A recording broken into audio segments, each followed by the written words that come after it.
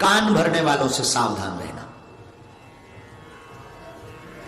एक मंथरा ने राम राज्य को उजाड़ दिया था, सिर्फ कान भरे थे, और उसने कान में भर करके सिर्फ यही कहा था, देख रही हो कैकेयी, कौशल्या की चाल ढाल बदल गई है और अपने बेटा को राजा बनाकर तुम्हारे बेटे को गुलाम बनवाएगी।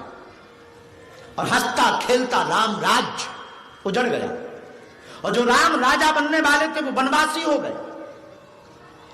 याद रखना, ये महत्वपूर्ण नहीं है कि तुम कहां रहते हो, किसके साथ रहते हो, महत्वपूर्ण है कि तुम कैसे हो।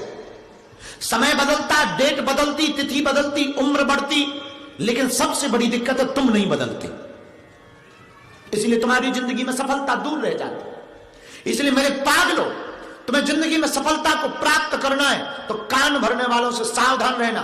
ये कान भरने वाले वही कान में बोलेंगे जो इनके मतलब का होगा, जो इनके फायदे का होगा, और इनका फायदा खत्म तो ये तुम्हारे कान में वही बोलेंगे जिससे तुम्हारा विनाश। अगर भाई को तोड़ने में फायदा होगा तो कान भरने वाले तुम्हारा भाई से विरोध करवा देंगे, क्योंकि यदि भाई से विरोध नहीं होगा तो उनका संबंध प्रगाढ़ नहीं हो पाएगा कान भरने वाले का।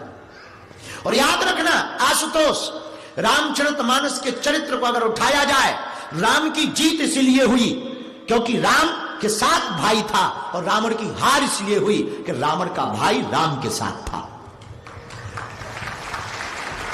विभीषण। इसलिए आज तो तुमने कहा कि हमको सावधानी क्या रखनी, तो पहली सावधानी तुम रखो, कान भरने वालों से बचो। फिर आप कहोगे कि हम अपना मूल्यांकन कैसे करें। मूल्यांकन कोई भी दूसरा व्यक्ति करेगा, वो अपने लेवल से करेगा, खुद का मूल्यांकन करना प्रारंभ करो, आत्म मूल्यांकन करो। तुम कहोगे हमें रिजल्ट चाहिए, रिपोर्ट चाहिए कि हम जो कर रहे हैं वो भला कर रहे हैं या बुरा कर रहे हैं, उसके लिए आत्म मूल्यांकन करो। किसी के मूल्यांकन के भरोसे मत रहो, क्योंकि जो भी मूल्यांकन करेगा वो अपने फायदे के लिए करेगा और अपनी बातें लगा करके आपका मूल्यांकन की रिपोर्ट प्रस्तुत करेगा। तो पहली बात, कान भरने वालों से सावधान। इसका उदाहरण है कैकेयी, मंथरा।